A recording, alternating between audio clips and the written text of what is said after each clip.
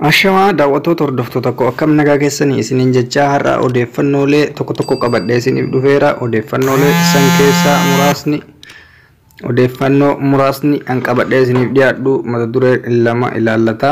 Isaanis ijoollee mana madaam keessatti dalagaa jiran gatii dafqa isaanii dhabanii fi akkasumas dhibeen addunyaa sodaachise kun biyyoota kamirraa gara biyya keenyatti gala kan jedhurraa odeeffannoo gaggabaabaa isiniif kennuu barbaada. Toleka akkuma isiniin jedhetti jalqabni mata duree kootii dafqa yookaan gatii dadhabbii ofii ijoolleen dhabuutti kan mirkanaa'e yeroo hedduu hunda keessaniif deddeebi'ee himutu ture. Isaanis biyyoota akka Beirut, Saudi Arabia, Dubai, Beirut, Bahrain fi Libanon keessatti akka heddummaatuun isin hime asuma Cairo akkasumas magaalota hafanillee hedduutu jira. Akkuma isin argitan namni tokko dalagaa dalageetiin yoo gatii dafqa isaan argatin waa hedduuf saaxilamuu danda'a. Innis cinqamuu sammuu akkasumas immootu waa hedduuf miidhamuu danda'a jechuudha. Yeroo hedduun ijoollee keenya mudataa jiru immootu sababa kontiraata isaanii fixaniif jecha yaa dirreen xiyyaaraa hin jiru jedhanii ijoollee keenya mallaqa malee hanga isiin galtu jedhanii dalaysiisaa jiranii sun immoo dhiphina sammuutiif baay'ee ijoollee keenya miidhaa jira. Kana waan ta'eef wanti isinirraa eegamu maalinni ijoolleen keenya hundi keessanuu wal hubattanii akka wal jajjabeessitanii fi kanarraa kan hafe carraan biraa waan hin jirreef jechuudha. Dirreen xiyyaaraa banamaan jiru yoo jiraatellee gama Dubaay kana qofa gama Dubaayiyyuu tiraanispoort yookaan immoo biyya tokkorraa gara biyya tokkootti dabarsan malee waan achirraa imalli jiru natti fakkaatu. Kanarraa kan ka'e ijoolleen hedduu dhiphatanii mana fincaanii isaanii qulqulleessanii nyaata isaanii irratti ibidda gubatanii waan hedduu jechuudha. Waan hedduu ta'anii gatii dafqa isaanii dhabaa jiru. Kun waan hunda keenya garaa nyaatudha. Asirratti waan isin wal gargaartan yoo jiraate wal hubachuudha, wal jajjabeessuudha. Bakka hanga guyyaan kun ga'uutti jajjabeessuudha. Dhibeen kun immootu dhibee deemaa jiru hin fakkaatu. Sababni isaas addunyaan guutuun dhibee kanaaf qoricha hedduu barbaadanii argachuu hin dandeenye. Qorichi yookaan dawaan hanga ammaatti argamuu hin dandeenye. Isa qofaayyuu miti osoo dhibeen kun addunyaa raasaa jiru dhibeen amma dura Afrikaa lafarraa fixaa ture dhibeen Ebola jedhamu biyya Riippaabilika Koongootti guyyaa har'aa akka mul'atetu beekama. Sababa kanaatiin ammallee biyyoon hedduu cufamuu waan danda'aniif shamarran keenya mana madaam jiranii fi akkasumas ijoolleen mana dalagaa jiran of eeggannoo cimaa ammas gochuun isinirraa eegama. Yoo akka tasaa ta'e carraan biyya galuu isiniif baname daddaftanii carraa sanitti fayyadamtanii akka biyya galtan kabajaan isin beeksifna. Maaliif sababa kanaatiif ammallee manatti deebi'uu waan hin oolleef jecha gaafa manatti deebi'an isaanillee waan dalagaa hin jirreef waan isinii kaffalan xiqqaachuu danda'a. Baajan isaanii hir'achuu danda'a. Gaafa baajan isaanii hir'ate waan isiniif kaffalan tokkollee waan hin qabneef yeroodhaan ofirraa yoo dirreen xiyyaaraa baname gara biyyaatti akka galtan kabajaan isin gaafadha. Yeroo galtanitti immoo of eeggannoo ciccimoo isin gochuu qabdan hedduutu jira.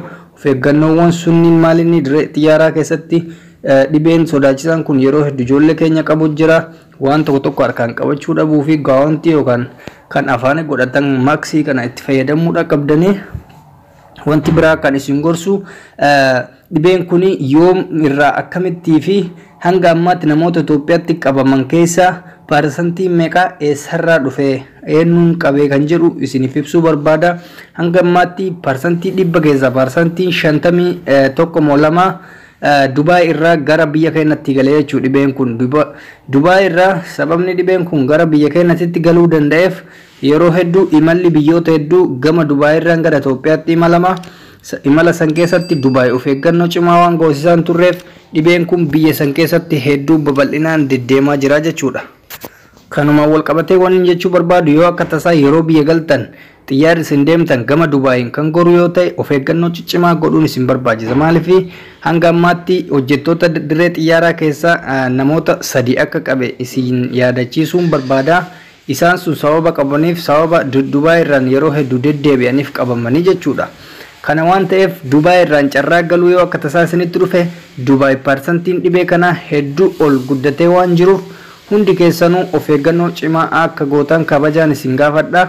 Ijoolleen Dubaay jirtan immootu baay'istanii akka of eegdan sirriitti irra deddeebi'isiniif. Inni lammaffaan Dubaay qofa osoo hin taane namoonni Beirut irraa gara Itoophiyaatti galan namoota hedduu irratti akka argame dhibeen kun beekameeti jira. Beirut irrallee yeroo galtan of eeggannoo ciccimaa gochuu qabdan.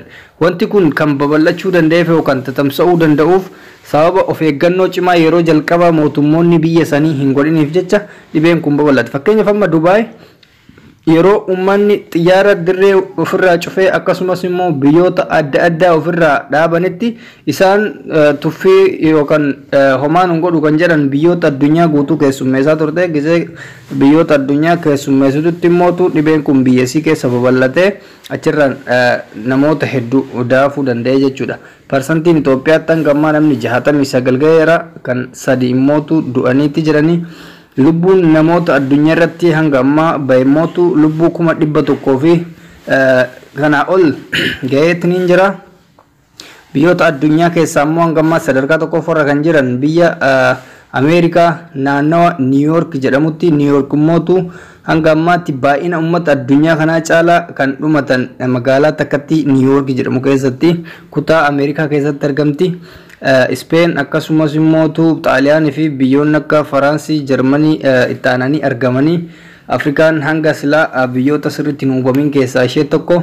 Biyyoonni xiqqoo Afrikaa keessatti baay'ina qaban biyyoota akka Dabuub Afrikaa yookaan Afrikaa Kibbaa akkasumas immootu Aljeeriyaa, Masriidha. Biyyoonni hanga ammaa baay'inaan argamu yaa kanneen akka Itoophiyaa parsantiin isaanii gadaanadha. Haa ta'uuti of eeggannoo cimaa gochuun barbaachisaadha. Itoophiyaatti isaan gammaatti namoonni qabame 69. Haa ta'u iyyuu malee guyyarraa osoo manarra deemanii kan maran yookaan kan ilaalaman ta'e sanii ol akka ta'u beekamaadha. Biyya keenyatti akkuma isin argitan namoonni gabaa ofii gabayeeffataa walirraa hiqee deemuun hin jiru. Maaksii fayyadamanii, go'aantii harkaan fayyadamanii hedduudha jechuudha. Biyya ambaatti amma go'aantii osoo fayyadaman, maaksii afaanitti osoo fayyadaman walirraa hiqanii deemaniyyuu parsantiin isaa baay'ee ol aanaadha, baay'ee guddaadha jechuudha. Garuu biyya keenyatti namni akkuma horii wal keessa yaa'a, wal keessa deematiniin hanga ammaa parsantiin isaa xiqqaadha. Kun soba guddaadha jechuudha. Maaliif hanqina marammaruutirraa yoo kan ta'e malee biyya keenya keessatti hanga ammaa nama 69 qofa jechuun kun soba guddaadha. Maaliif biyya keenyatti namni akkuma horii wal keessa yaa'a. Bar amma namni hanga ammaa qabame kun namoota yeroo dirree xiyyaaratiif akkasuma hospitaala adda addaa deemanii maran qofa irratti argamaa jira malee naannoo yookaan magaalaa deemanii hanga ammaa marmaraan yookaan fattashaan godhame tokkollee hin jiru. Parsantiin Itoophiyaa keessatti amma jedhamaa jiru kun holola fakkaata waan ta'eef wanti singoota yoo jiraate maatii keessan bakkuma jirutti gorsa cimaa dabarsuufii qabdanii. Yaa akkuma beekamu naannolee tokko tokkotti gabayaan dhaabbatee jira. Gabayaan dhaabbachuurraa kan ka'e diinagdeen biyya keenyaa akkuma isin beektan sochiin gabaa yoo dhaabbate mootummaan gargaarsa addaa kan godhuuf hin qabu. Gargaarsi godhamuuf yoo jiraate isinumti mataan keessan maatii keessan gargaartanii bira dhaabattanii bilbiltanii fi waan isaan barbaachisu namoonni akka tasaa yaa'u dalagarra jirtanii namoonni mallaqni isinii kafalamaa jiru maatii keessan akka gargaartan kabajaan isin gaafanna. Sababni isaas yeroon ammaa kunillee biyya Itoophiyaatti yeroo xiqqoo mallaqni gadi hir'atuudhayyuu sababa dhibee qofa osoo hin ta'in yeroon kun ganna natti fakkaate biyya keenyatti yeroo parsantiin diinagdee baay'ee gadi bu'aa ta'edha. Kana waan ta'eef hundi keessanuu maatii keessan akka gargaartan kabajaan isin gaafanna.